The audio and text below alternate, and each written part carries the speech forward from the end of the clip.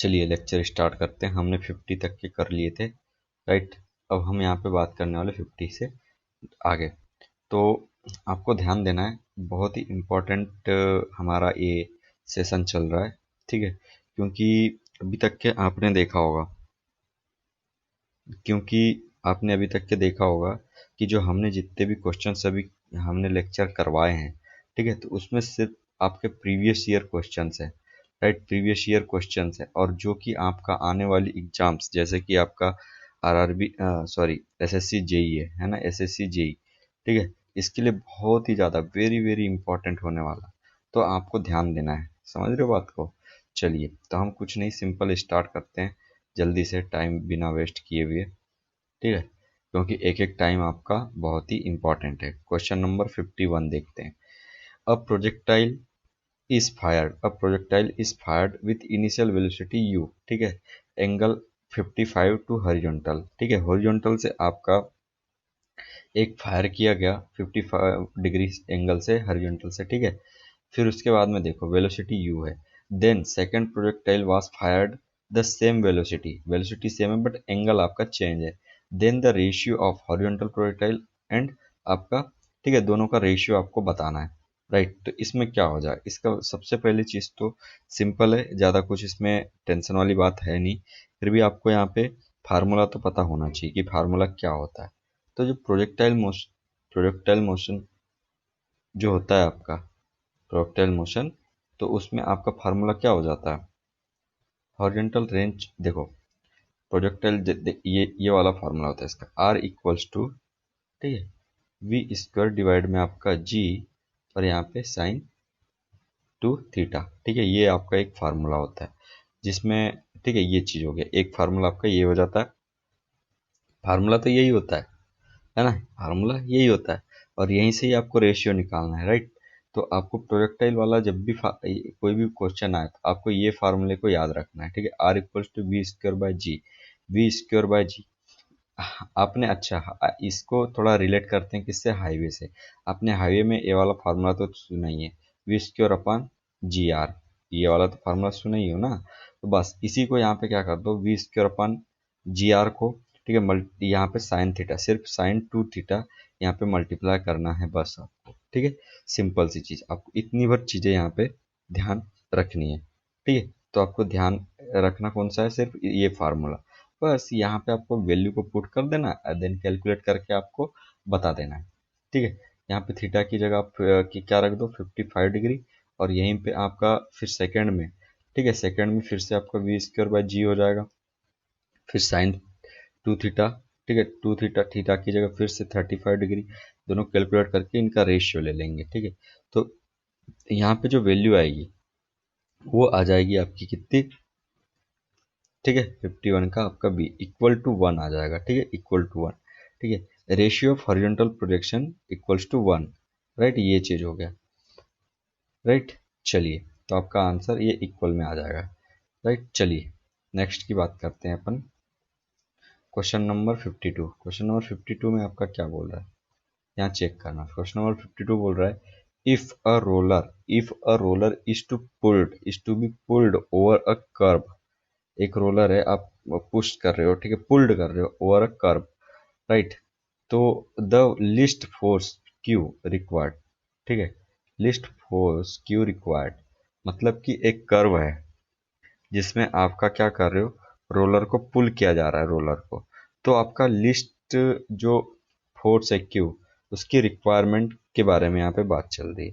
तो इसका सिंपल है, ठीक है। तो इसमें आंसर आपका क्या हो जाएगा, इसमें आपका आंसर क्या हो जाएगा, देखो भाई ऐसे क्वेश्चन कुछ नहीं है, आपको थोड़ा सा आईक्यू लगाना पड़ता है, ठीक है, ज़्यादा नहीं, थोड़ा सा। तो ये हो जाएगा 90 डिग्री टू द रिएक्शन, ठीक है, 90 डिग्री टू द रिएक्शन। तो ये चीज़ याद रख लो, यदि आपने, यदि आपको भी, यदि रोलर रोलर को आप क्या करना है, जैसे कि आपने एक चीज़ देखा होगा, जैसे कि बैलगाड़ी तो देखी ही होगी, बैलगाड़ी में दो पहिए लगे हुए रहते हैं, एक तरीके से रोलर का काम करता है, ठीक है, ठीक है, रोलर का काम करता है, ठीक है।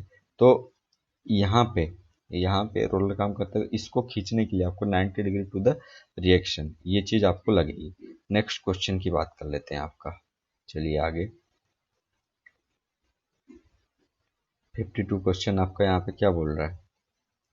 53 question, the angle between the two forces, angle between the two forces, two two forces to make their resultant a minimum, ठीक है, to make their resultant a minimum and maximum are respectively, right. तो आपका question number 53 का कैसे आप solve कर रहे हो? ठीक है, देखो, ठीक है, चलिए स्टार्ट करते हैं। क्वेश्चन नंबर 53, तो 53 में आपका क्या हो जाएगा? For minimum resultant force should be in opposite direction, theta equals to 180, ठीक है, ये चीज होना चाहिए, थीटा इक्वल्स टू 180 डिग्री। क्यों? क्योंकि देखो, minimum resultant force should be in opposite direction, should be in opposite direction, the angle between between the two forces to make their resultant a minimum and अब maximum are respectively. तो इसमें 180 हो जाएगा और दूसरा आपका 0 डिग्री हो जाएगा, बस सिंपल आंसर, ठीक है, ये हो गया। नेक्स्ट की बात कर देते हैं, which one of the following fundamental law of forces, fundamental law of forces, ठीक है, तो यहाँ पे कौन सा आपका आंसर हो जाएगा? फंडामेंटल लॉ ऑफ फोर्सेस, ठीक है, पॉलीगन लॉ, पैरेललोग्राम लॉ, ठीक है, कौन सा हो जाएगा यहाँ पे? 54 का आपका कौन सा हो जाएगा? तो ऐसे आपको ध्यान रखना है, तो यहाँ पे यही हो जाएगा क्या? पैरेललोग्राम ला, ठीक है, पैरेललोग्राम, जिसमें भी ग्राम आ गया वो आपका क्या हो जाएगा यहाँ पे? ग्राम वाला, ठीक है, वो फंडामेंटल हो जाएगा, ठीक है, फंडामेंटल इक्वेशन जो भी है, क्या था ऊपर? फंडामेंटल ला, राइट। चलिए नेक्स्ट की बात करते हैं, फ्री बॉडी डायग्राम मीन्स। अच्छा, फ्री बॉडी डायग्राम मीन्स क्या होता है? बहुत ही अच्छा क्वेश्चन है। Free body diagram means the diagram drawn with free hand, अरे बाप रे ठीक है, the diagram of a body with applied forces, the diagram of a body, applied forces, self weight and reactions, the diagram of freely suspended body ये भी गलत है, तो आपका आंसर हो जाएगा सी, ठीक है, सिंपल। 55 का आपका क्या हो जाएगा?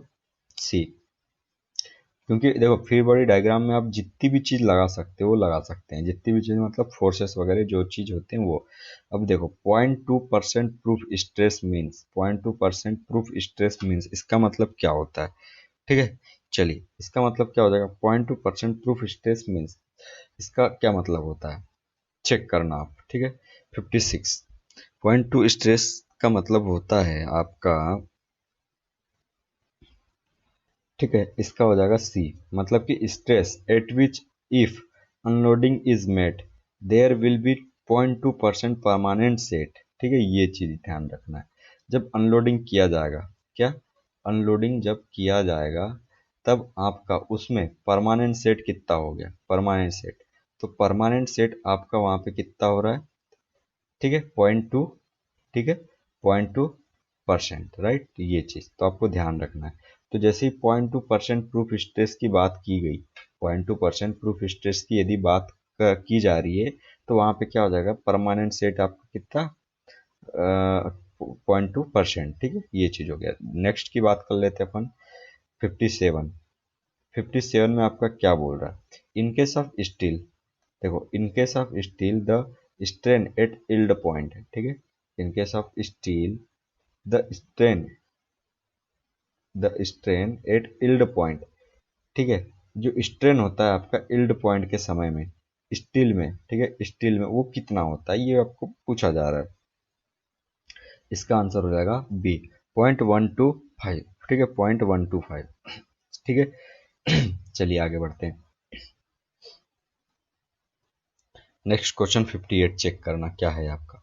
तो देखो ये चीज याद रहेगी ना आपको स्ट्रेन जो है आपका स्टील में स्ट्रेन, ठीक है, स्टील में स्ट्रेन पॉइंट में ही जाता है, ठीक है, पॉइंट में ही जाता है, तो जीरो नहीं, 0.125, ठीक है, 0.125, ये याद रखना है, 125, ठीक है, 125, 125, ठीक है, पॉइंट के बाद में 125, ये स्ट्रेन आपका स्टील में जाता है। चलिए नेक्स्ट बात कर लेते जल्दी से, आपका ये हो गया। नेक्स्ट हम बात करते question number, in case of brittle materials the ratio of ultimate compressive stress और to ratio of ultimate tensile stress, ठीक है, तो ब्रिटल मटेरियल की बात हो रही है आपकी, ब्रिटल मटेरियल की बात हो रही है, तो इसमें आपको पूछ रहा है क्या कि जो रेशियो है आपका, ठीक है, ratio of ultimate compressive stress and ultimate tensile stress, दोनों का रेशियो इसमें क्या हो जाएगा बोल रहा है, equal to one, more than one, ठीक है,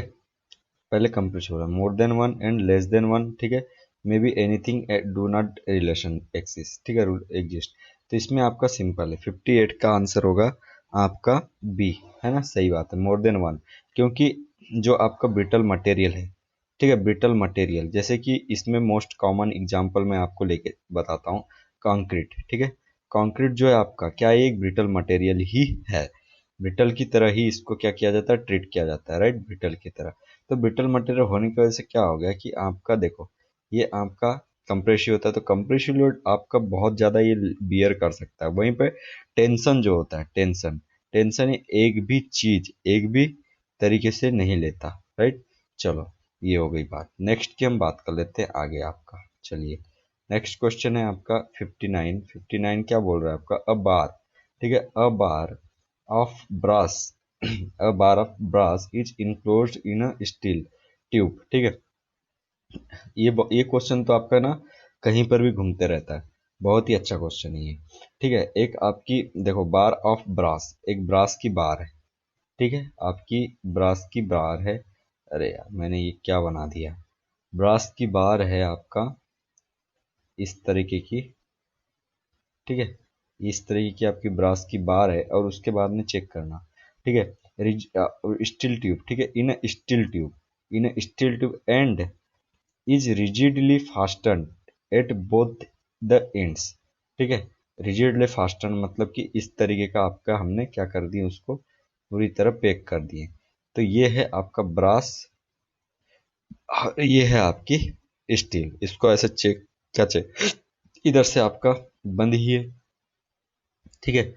आगे देखो, if the coefficient of thermal expansion of brass is more than, तो आपका कोएफिशिएंट ऑफ थर्मल एक्सपांशन मतलब alpha, thermal expansion of brass, ठीक है, क्या बोल रहा है आगे, brass is more than the steel, ये स्टील से क्या है, ज्यादा है, ठीक है, स्टील से आपका ज्यादा है, देन व्हेन टेम्परेचर राइजेस, अब टेम्परेचर को आप क्या कर रहे हो, बढ़ा रहे हो, टेम्परेचर राइजेस, ठीक है, तो बोल रहा है कि the nature of stresses developed are, ठीक है, अब यहाँ पे आपको क्या बताना है, नेचर बताना है, ठीक है, थर्मल कोएफिशिएंट आपका किसका ज्यादा है, ब्रास का ज्यादा है, तो यहाँ पे क्या हो जाएगा, थर्मल स्ट्रेस आपका किसका ज्यादा है, ब्रास का ज्यादा है, ठीक है, तो इसमें जिसका टेम्परेचर थर्मल कोएफिशिएंट आपका ज्यादा हुआ, इसका मतलब क्या होता है, ठीक है, देखो सिंपल है, तो यहाँ पे आपका,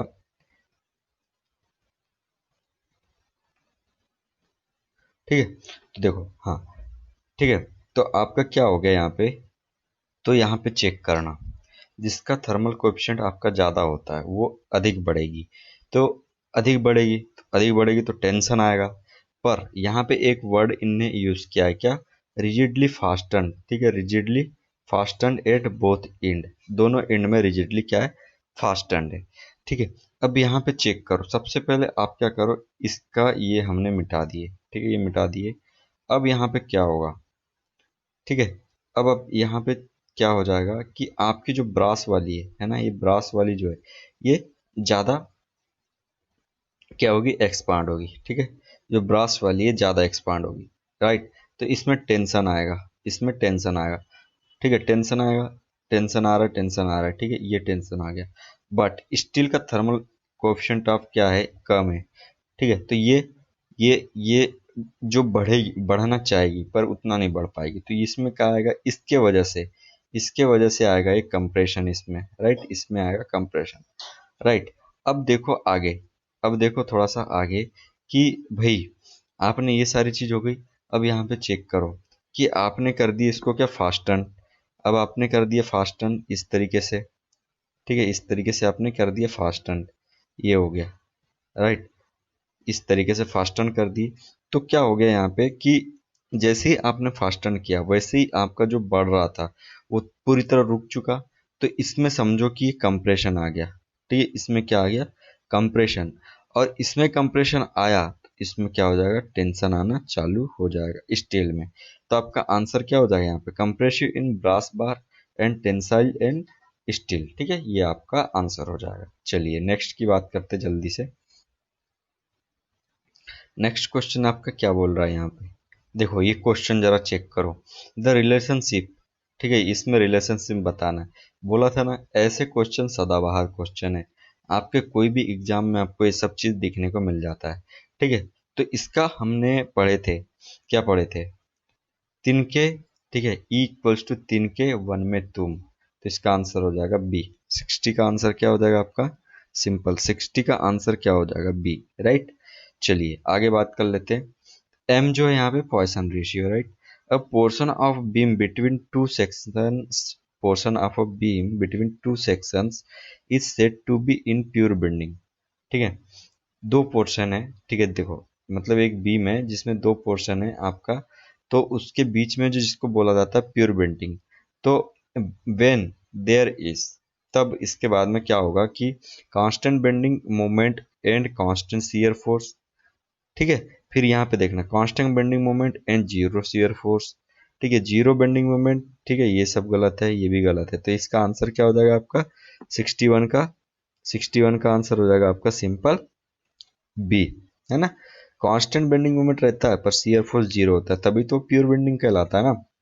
अच्छा क्वेश्चन है, ये क्वेश्चन बहुत बार पूछा गया है ना, तो इसको ध्यान रखना है। तो आपको ना याद रखते हुए चलना है क्वेश्चन ना, देखो याद रखते हुए चलोगे तो आपको फायदा है, नहीं तो क्या मतलब फिर। आगे बात करते हैं। Maximum shear stress in a beam of circular section, maximum shear stress beam in a circular section, ठीक है, सर्कुलर सेक्शन इज कितने टाइम्स होता है, इसमें कितने टाइम होता है। ठीक है, अच्छा क्वेश्चन है ये, इस पे क्वेश्चन बहुत सारे बन जाते हैं। ठीक है, क्वेश्चन नंबर आपका 62। ठीक, तो इसमें हो जाएगा आपका क्या, बी, राइट। ठीक है, 62 का आपका बी। 1.33, क्या चीज, 1.33 टाइम्स होता है आपका। ठीक है, 1.33 टाइम्स होता है आपका, right. Maximum shear stress in a beam of a circular section, maximum shear stress, जैसे कि ये बोलूँ मैं टाउ मैक्स, ठीक है, टाउ मैक्स जो होता है आपका बीम में, ठीक है, तो ये होता है 1.33 टाउ एवरेज का, टाउ एवरेज का 1.33 होता है। चलिए आगे बात करते हैं। अच्छा क्वेश्चन था, इसे याद रखना। सर्कुलर सेक्शन में कितना होता है, ना तो यहाँ पे 1.25 होता है, ना तो यहाँ पे 1.5 होता है, ये इसके बीच का होता है, क्या, 1.33। ठीक है, किसमें, सर्कुलर में, सर्कुलर में बीच का होता है। ठीक है, आगे बात कर लेते हैं। नेक्स्ट क्वेश्चन, नेक्स्ट क्वेश्चन यहाँ पे क्या बोल रहा है आपका, क्वेश्चन नंबर 63। अ कैंटिलीवर कैरीज, ठीक है, अ cantilever carries uniformly distributed load, आपका कैंटिलीवर बीम है वो जो कैरी कर रहा है आपका ठीक है, उसके बाद में from fixed end to the mid span in the first case. ठीक है, अच्छा, केस फर्स्ट में आपका ये जो है आपका, यहाँ पे थोड़ा सा इसको मिटाते हैं, और यहाँ पे देखो इसने बोला है ऐसा, ठीक है, मिड स्पान तक के बोल रहा है फर्स्ट केस में। उसके बाद में क्या हो गया, उसके बाद में क्या बोल रहा है चेक करना। ठीक है, उसके बाद में बोलता है and UDL, uniformly distributed load from fixed end, ये हो गया, ठीक है, and UDL of same intensity from mid span to the free end in second case. अब यहाँ पे ये वाला केस बोल रहा है वो कि ये इतना नहीं है, यहाँ पे इतना ही है। ठीक है, यहाँ पे यहाँ से लेके यहाँ तक के की कहानी यहाँ पे बन रही है, ये सेकंड केस है। अब आगे देखो, the ratio of maximum deflection in two cases is, अच्छा क्वेश्चन है। ठीक है, तो भैया इसमें आपका जो डिफ्लेक्शन है उसको निकालते आना चाहिए आपको। ठीक है, तो इसमें क्या हो जाएगा, सिंपल, तो इस केस में या तो आप कर लो फार्मूले को याद, या फिर निकालने में तो टाइम लगता है तो आपको करना होगा याद। तो इस केस के लिए याद ही कर लो सबसे पहली चीज। ठीक है, तो यहाँ पे हो जाएगा क्या, 7, ठीक है, डिवाइड में हो जाएगा 384 EI, और यहाँ पे WL का 4, ये चीज हो गई 7/384। और इस केस में आपका हो जाएगा कितना, 41/384, राइट। दोनों का रेशियो लेना है तो आपका आंसर कितना आ जाएगा, 7/41, ठीक है, 7/41। तो ये अच्छा क्वेश्चन था, राइट, इसको ध्यान रखना है। तो ये देखो माइंड में ना सारे क्वेश्चंस घूमने चाहिए, फटाफट फटाफट फटाफट फटाफट एकदम, ठीक है। तो यहाँ पे आपका सिंपल है, याद रखना है आपको कि जब इस तरीके से क्वेश्चन यहाँ से रहा तो यह जगह 7/384, ठीक है। फिर यहाँ पे WL⁴ हो जाएगा और डिवाइड में आपका EI, ये तो चलती है कहानी। और दूसरे में आपका हो जाएगा 41, 41/384, ठीक है। 7 और 41 याद रखना है आपको, 7 एंड 41, 7 और देखा। अच्छा, यहाँ पे बड़ा एक नंबर अमेजिंग वाली क्या आई, इंटरेस्टिंग क्या आई, क्या आई, ट्रिक आई, ठीक है।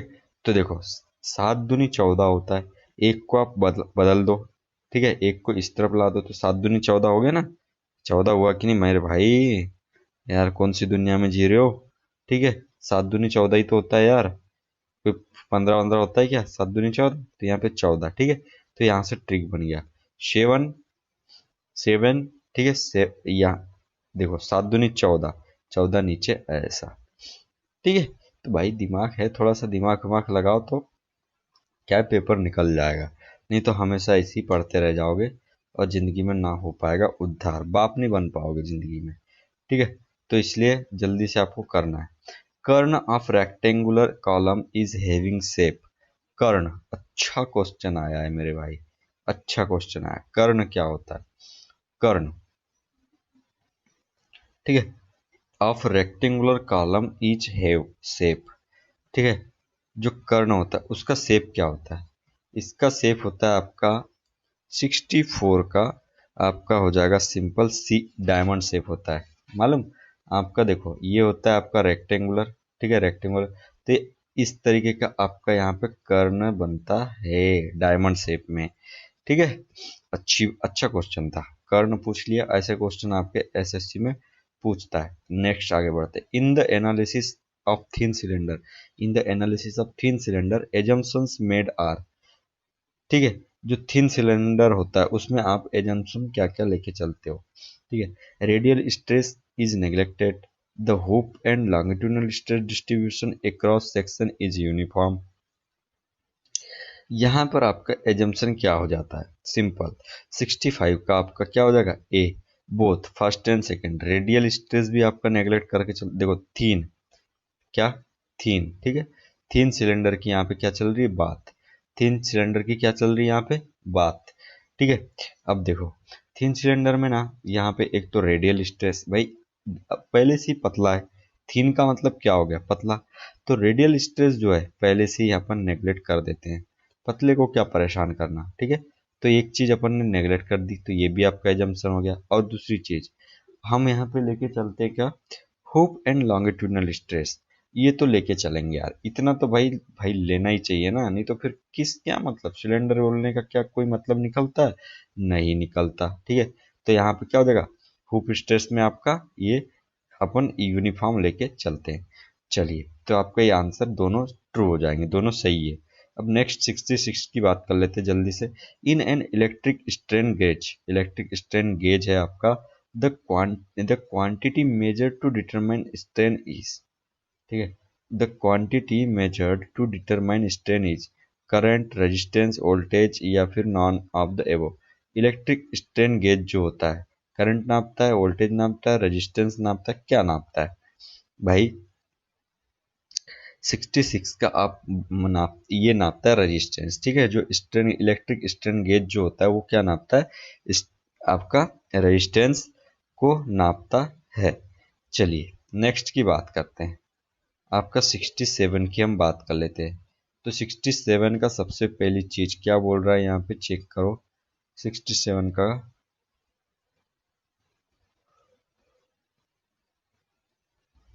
67 में यहाँ पे चेक करना क्या बोल रहा है कि जो क्वेश्चन में देखो, क्वेश्चन में देखो in the above case the direction of maximum principal plane is. ठीक है, ये जो क्वेश्चन ही गलत है आपका, आपकी मेडी जी की बुक में जो दे रखा है, ठीक है, वो क्वेश्चन ही गलत है कह के बोल के रखें, तो ये क्वेश्चन ही गलत है। ठीक है, चलिए नेक्स्ट की बात करते हैं। 68 अ बार ए सी, ठीक है, a bar A C shown in figure given below is fixed at both ends, दोनों एंड में आपके फिक्स है। ठीक है, उसके बाद में देखो end is subjected to a torque, torque लगा हुआ है, नो डाउट टार्क दिख रहा है।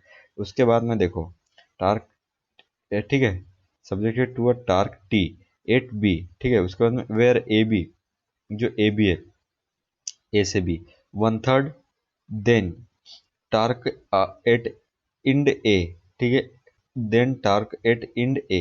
ठीक है, ये कैसे निकालोगे? तो इसको निकालने के लिए आपको करना क्या पड़ेगा, थोड़ा सा फार्मूले की तरफ आपको मूव करना पड़ेगा। ठीक है, तो फार्मूला आपका यहाँ पे सिंपल क्या हो जाता है, देखो आपको निकालना है टी ए, टार्क एट। ठीक है, ये चीज निकालनी है, तो करना क्या पड़ेगा, T simple T into 2l/3, ये वाला टी इंटू 2l/3 कर देना है।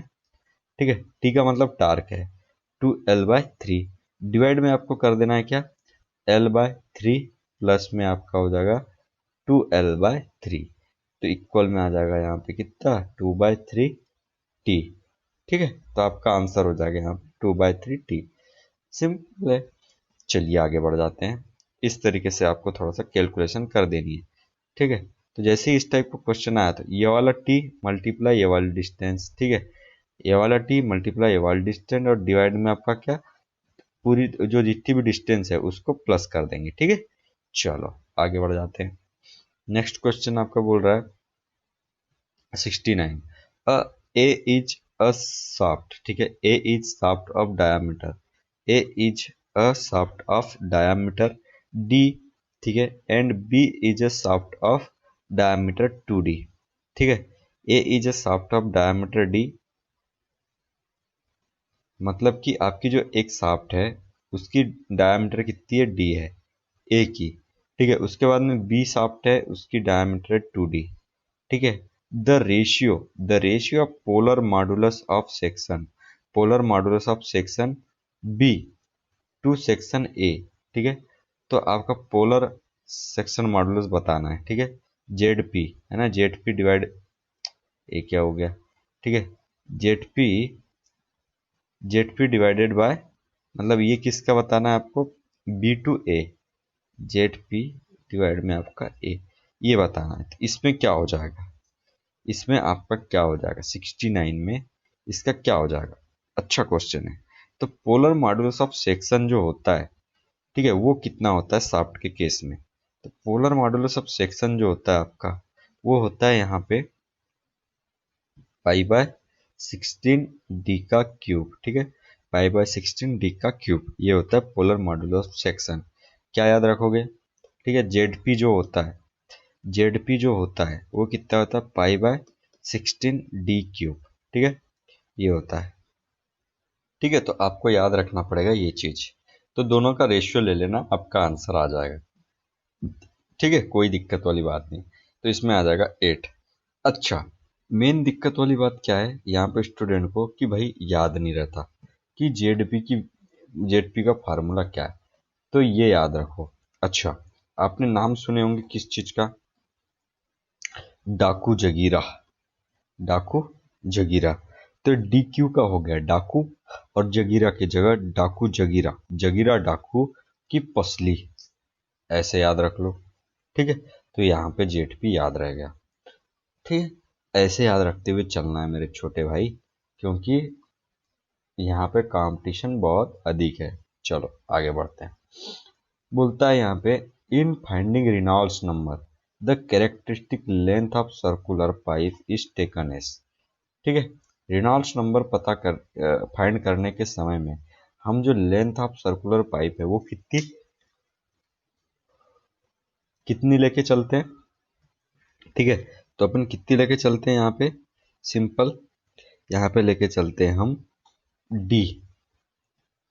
ठीक है, कितनी लेके चलते हैं डी, ये जो है हाइपोथेटिकली इसने बना दिया है, तो कितना लेके चलते हैं, डी आपका आंसर हो जाएगा।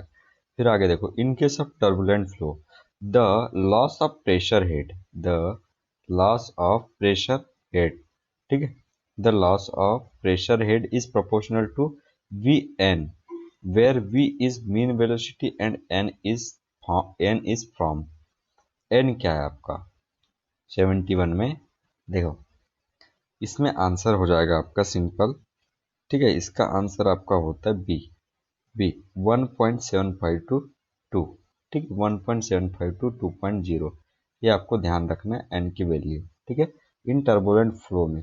तो यहाँ पे जो pressure head is proportional to v n, ठीक है, where v is mean velocity and आपका एन इज फ्रॉम, ये जो एन है इसकी वैल्यू आपकी 1.75 से 2 के बीच में वेरी करती है। नेक्स्ट की बात करते हैं जरा जल्दी से।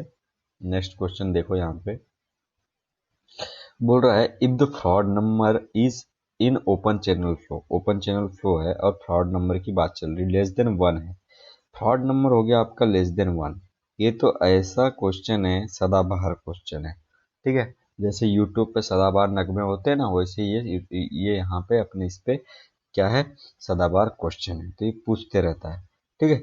तो आपका सिंपल 72 का क्या, 72 का ए हो जाएगा यहाँ पे सिंपल, सब क्रिटिकल फ्लो, ठीक है, सब क्रिटिकल फ्लो, जैसे फ्रॉड नंबर लेस देन 1 हो जाता है तो सब क्रिटिकल फ्लो यहाँ पे धन से आ जाता है। नेक्स्ट क्वेश्चन की बात करते हैं। नेक्स्ट क्वेश्चन बोल रहा है आपका यहाँ पे the most efficient theoretical section, ठीक है, to get maximum discharge for a given cross section is triangular, rectangular, circular and trapezoidal, ठीक है, मोस्ट इफिशिएंट थ्योरेटिकल सेक्शन यहाँ पे कौन सा हो जाएगा, तो 73 का आपका डी होता है, ठीक है, 73 का डी, क्योंकि देखो जनरली देखो यहाँ पे क्या बोल रहा है, the most efficient theoretical section to get maximum discharge to given cross section, ठीक है, तो आपका सर्कुलर जो होता है ये बहुत ज़्यादा आपका क्या इफिशियंट होता है, क्या होता है, इफिशियंट होता है, राइट, इफिशियंट आपका ये होता है, कौन सा, सर्कुलर, याद रखें, ट्रेपोजाइडल वगैरह अपन नहीं लेके चलते, सर्कुलर लेके चलते हैं, ठीक। चलिए नेक्स्ट की बात करते हैं, तो याद रह जाएगा ना आपको कि भाई सर्कुलर आपका मैक्सिमम डिस्चार्ज के लिए होता है, ट्रेंगल फ्रेंगल नहीं होता है, सर्कुलर होता है, ठीक है, सर्कुलर, क्यों ऐसा क्यों, अच्छा आपने जरा चेक किए होंगे, आपके जो एक पंप होता है ना, पंप के साथ में आता है पाइप, पंप के साथ में आता है पाइप, तो पाइप कभी देखियो कि वो आपके घर में भी तो भाई वो मोटर होगी ना, जिसको मोटर बोलते हैं, टुल्लू पंप वगैरह, तो उसके पाइप देखो कैसे रहते हैं, सर्कुलर ही तो रहते हैं ना, सर्कुलर ही रहते हैं, ठीक है, सर्कुलर सर्कुलर ही रहता है, तो जनरली ऐसा क्यों, क्योंकि ये मैक्सिमम डिस्चार्ज के लिए रिस्पॉन्सिबल होता है, ठीक है, इसीलिए आपका सर्कुलर हम यहाँ पे लेके चलते हैं, ठीक है। चलिए नेक्स्ट की बात कर लेते हैं जल्दी से। यहाँ पे क्वेश्चन नंबर 74 चेक करना, जो ईलर्स इक्वेशन है उस पे हम क्या क्या चीज नेग्लेक्ट करते हैं, नो फोर्स इज नेग्लेक्टेड, ठीक है, नहीं एलर्स में तो भाई नेग्लेक्ट करते हैं, तो इसका हो जाएगा आपका सिंपल, जिसमें तीन चीज याद रखो, ई में एलर्स इक्वेशन में हम तीन चीज नेग्लेक्ट करते हैं, कितनी चीजें, तीन चीज नेग्लेक्ट करते हैं, ठीक है, याद रखने का सिंपल तरीका, ये देखो ई को उल्टा बना दो, ई को उल्टा बना दो, तीन समान दिख रहा है आपको, क्या दिख रहा है, तीन समान दिख रहा है कि नहीं, बस वही चीज है, तो तीन चीज नेग्लेक्ट करते हैं, क्या क्या, कंप्रेसिबिलिटी, टर्बुलेंस एंड आपका वेलोसिटी, सी टीवी, ठीक है, सी टीवी हो गया याद आपका, सी टीवी चाइना टीवी, ठीक है, ऐसे याद रख लो, कुछ भी बनाना है आपको याद रखना है। आगे बात करते हैं in Navier Stoke equation, Navier Stoke equation में आपका क्या नेग्लेक्ट करते हो और क्या नेग्लेक्ट नहीं करते, 75, तो 75 में आपका हो जाएगा सी, बोथ, ठीक है, force, compressibility and force of turbulence are neglected, ठीक है, इसमें सी एंड टी, इसमें C and T, C T, ठीक है, नेवियर स्टेट में, नेवियर स्टोक में अपन सी टी अपन नेगलेक्ट करते हैं। देखो, नेवियर स्ट्रोक, ठीक है, नेवियर स्ट्रोक, दो नाम है यहाँ पे, तो ये दो नाम है तो दो चीज अपन यहाँ पे नेगलेक्ट करते हैं। वो क्या क्या चीज, ठीक है, क्या क्या चीज, CNT, CNT, ठीक है। एस के बाद में टी आता है तो वही, एस के बाद में टी आता है ना, एस के बाद में टी आया मतलब कि टर्बुलेंस, एस के बाद में टी आया इसलिए टर्बुलेंस, ठीक है। ये चीज हो गया। चलिए आगे बात कर लेते हैं जल्दी से।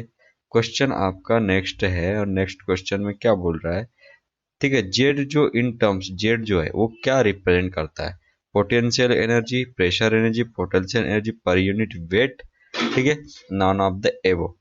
तो 76 का आंसर हो जाएगा आपका सी, ठीक है, potential energy per unit weight, right.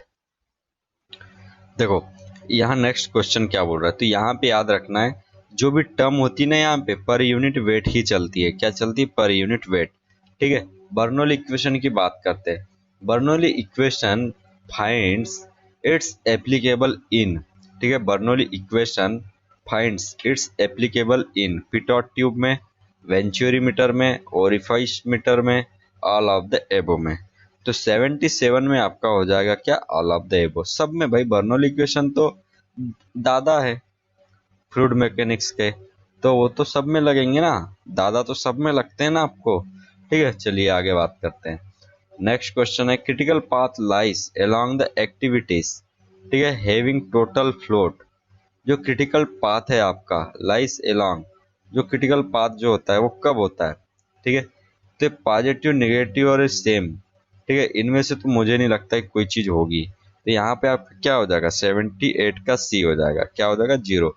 जब आपका फ्लोट जो होता है, आपका फ्लोट, फ्लोट जो होता है ये हो जाता है आपका जीरो, ठीक है, ZERO, जीरो। तो ठीक है, तो क्या हो जाता है आपका क्रिटिकल, मतलब क्रिटिकल एक्टिविटीज हो जाती है, ठीक है। चलिए नेक्स्ट की बात कर लेते हैं अब आगे।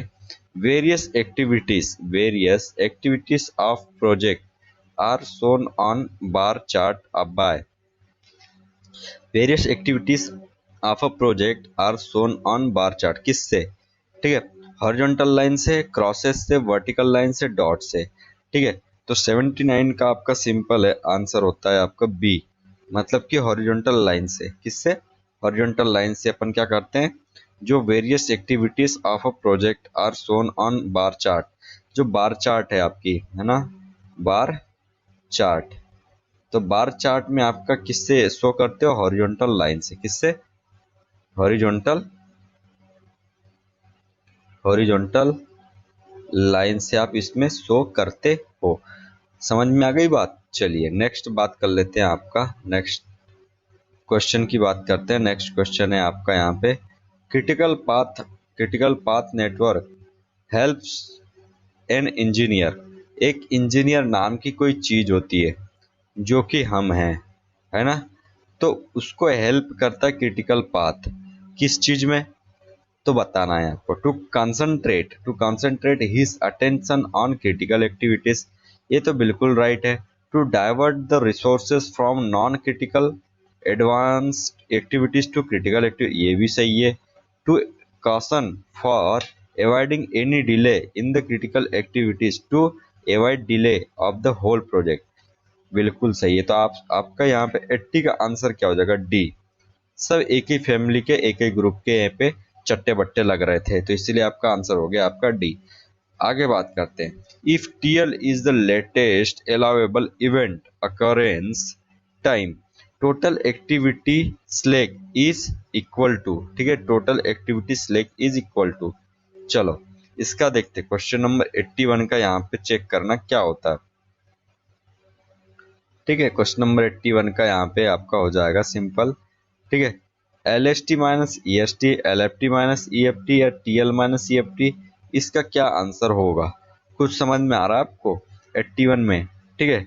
81 में आपका सिंपल हो जाएगा डी, क्यों, क्योंकि आपके सारे के सारे एक ही ग्रुप के मेंबर लग रहे हैं, ठीक है।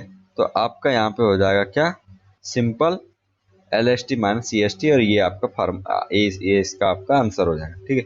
नेक्स्ट क्वेश्चन क्या बोल रहा है यहाँ पे, देखो next question, for the supply of materials for concrete, ठीक है, form work reinforcement and placing of concrete, removal of from work and curing of concrete. The number of bars required on bar chart is, क्या question बोला है यार, हमें भी समझ में नहीं आया। ठीक है, तो इसका आंसर आपका सिंपल क्या हो जाएगा, 82 का सी हो जाएगा भाई। 3 पता नहीं, देख लेना इसको, आगे बात करते हैं।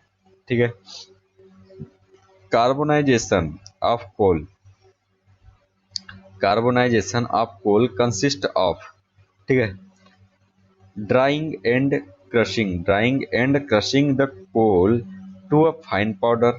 कार्बोनाइजेशन ऑफ कोल जो होता है, कार्बोनाइजेशन ऑफ कोल जो होता है आपका, कार्बोनाइजेशन ऑफ कोल, ठीक है, इसका मतलब क्या होता है, drying and crushing the coal to fine powder, moulding, ठीक है, moulding the finely ground coal under pressure with और विदाउट बाइंडिंग मटेरियल, ठीक है, heating the wood with a limited supply of air to temperature not less than 280 degree Celsius. Question number 83 का क्या हो जाएगा answer यहाँ पे, सी। ठीक है, सिंपल, कार्बोनाइजेशन ऑफ कोल का मतलब होता है कि जो heating of the wood with a limited supply of air to temperature not less than 280 degree Celsius. ठीक है, ये होता है आपका मतलब कि हीटिंग ऑफ द कोल, यहाँ पे वुड बोला, ये बात समझ में नहीं आई। ठीक है, तो यहाँ पे फिलहाल तो सी है, मतलब कि जो कोल रहता है आपका उससे हीट किया जाता है, ठीक है, विदाउट मिनिमम एयर, समझो, विदाउट मिनिमम एयर आपका जो कोल रहता है उससे क्या करते हैं, हीट किया जाता है। बात करते हैं 84 की, the value of n equals to 0 in the equation. ठीक है, इस इक्वेशन में n इक्वल्स टू 0 हो गया, then the process is called adiabatic process, constant process, isothermal process या कांस्टेंट वॉल्यूम प्रोसेस। ठीक है, तो यहाँ पे आपका कौन सा हो जाएगा, कांस्टेंट प्रेशर प्रोसेस कहलाती है, कांस्टेंट प्रेशर प्रोसेस। ठीक है, आपका आंसर हो जाएगा इसका कांस्टेंट प्रेशर प्रोसेस। यदि पी वी की पावर n इक्वल्स टू सी है तो आपका यहाँ पे क्या हो गया, सिंपली इसकी वैल्यू हो गई 0, तो ये हो गया 1, मतलब p इक्वल्स टू सी, तो आपका सिंपल कांस्टेंट हो गया, तो यहाँ पे क्या हो जाएगा, कांस्टेंट प्रोसेस हो जाएगा। बात करते हैं आगे, नेक्स्ट क्वेश्चन बोल रहा है the behaviour of a perfect gas undergoing any change in the variable is control physical properties is governed by। बात समझ आ रही, कुछ यहाँ पे कुछ समझ में आ रही है, क्या बोल रहा है ये, देखो, the behaviour of a perfect gas undergoing any change in the variables which control physical properties is governed by। कौन गवर्न करता है, कौन सा लॉ यहाँ पे गवर्न करता है। ठीक है, 85 का सिंपल आपका क्या हो जाएगा यहाँ पे, डी। ठीक है, यहाँ पे जो जितने भी लॉ हैं, एक लॉ यहाँ पे देखना, एक गे लूसा के नाम का यहाँ पे साइंटिस्ट बन गया होगा। ठीक है, गे लूसा, तो एक गे लूसा ऑल ऑफ द एबो हो जाएगा, यहाँ पे सारी चीज यहाँ पे हो जाएगी। ठीक है, behaviour of perfect gas undergoing any changes in the variable, ठीक है, विच कंट्रोल्स फिजिकल प्रॉपर्टीज, ये सारी चीज यहाँ पे इसके ये आपका आंसर हो जाएगा। ठीक है, ऑल ऑफ द एबो।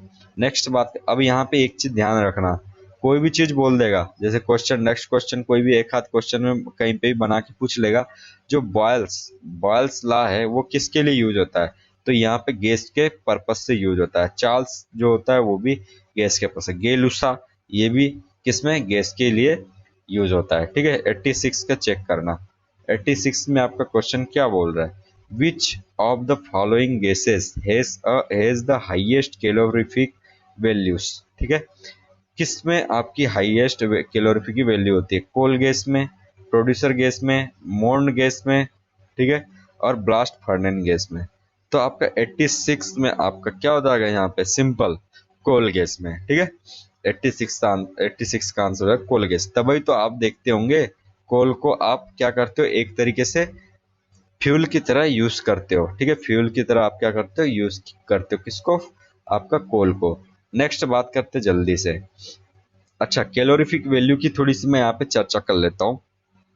तो कोल गैस जो है आपका, कोल गैस, ठीक है, कोल गैस इक्वल्स टू आपका 34 mj, ठीक है, million joule per metre cube. ये होती है आपकी कैलोरीफिक वैल्यू, ठीक है, कैलोरीफिक वैल्यू। प्रोड्यूसर गैस की होती है 6, वहीं पे मॉन्ड गैस की होती है 5, और वहीं पे आपकी ब्लास्ट फर्नेस गैस की होती है कितनी, 3.5। सबसे ज्यादा कोल गैस की होती है। नेक्स्ट क्वेश्चन देखना, यहाँ पे चेक करते हैं next question. The work ratio of gas turbine plant is given by, ठीक है, the work ratio of gas turbine plant is given by, right. तो इसका आंसर क्या हो जाएगा आपका, 87 का आंसर क्या हो जाएगा, यहाँ पे सिंपली ए हो जाएगा, ठीक है। Work ratio of a gas turbine plant is given by network divided by network output divided by work done by the turbine, ठीक है। Network divided by work done by turbine, ठीक है। नेटवर्क, वर्क रेशियो होता है network, network divided by network output divided by work done by the turbine. याद रखते हुए चलना है, क्वेश्चन कहीं से भी बन सकता है, नो डाउट, ठीक है। चलिए, तो यहाँ पर आपका क्वेश्चन बिहार पीएससी का खत्म होता है। इसके बाद में हम राजस्थान पीएससी का लेकर आएंगे। यार देखो, आप ना मजाक में ले रहे हो, आप चीजें को सीरियसली नहीं ले रहे हो, आप पढ़ ही नहीं रहे हो यार, है ना। थोड़ा सा आप शकल दिखा के कुछ टाइम तक के पढ़ लेते हो, है ना, कुछ टाइम तक के वीडियो देख लेते हो, उसके बाद में पीछे चले जाते हो, देखते ही नहीं हो। यार भाई, हमें क्या है, मत देखो, हम आपको आपके लिए यहाँ पे लेकर आ रहे हैं। देखो भाई, पीएससी के क्वेश्चन लेके आ रहे हैं यार, पीएससी के, ठीक है। तो आप मजाक में लेके चल रहे हो, आप देख नहीं रहे हो, कोई दिक्कत नहीं, मत देखो भाई, इसमें अपना क्या घाटा, तुम्हारा ही घाटा है, ठीक है। चलिए, तो हम बात करेंगे कल के लेक्चर में राजस्थान पीएससी के क्वेश्चन, ठीक है, वो भी असिस्टेंट इंजीनियर के, ठीक है। ये वाला, ये देखने वाले हैं, बहुत ही इंपॉर्टेंट होने वाला है आपका ये सेशन। तो आपको बने रहना है, कल आपका लेक्चर अपडेट हो जाएगा, ठीक है। तो आपको देखते रहना है, ठीक है। चलिए, थैंक यू फॉर वाचिंग, मिलते हैं नेक्स्ट लेक्चर में। तो इससे पहले आपको करना क्या है, बेल आइकन को दबाना है। बेल आइकन को दबाने के लिए आपको सब्सक्राइब करना पड़ेगा, सब्सक्राइब कीजिए, ठीक है, सब्सक्राइब कीजिए, एंड वीडियो को लाइक कीजिए, शेयर कीजिए और कमेंट करना ना भूलिए, ठीक है। थैंक यू फॉर वॉचिंग, मिलते हैं नेक्स्ट लेक्चर में।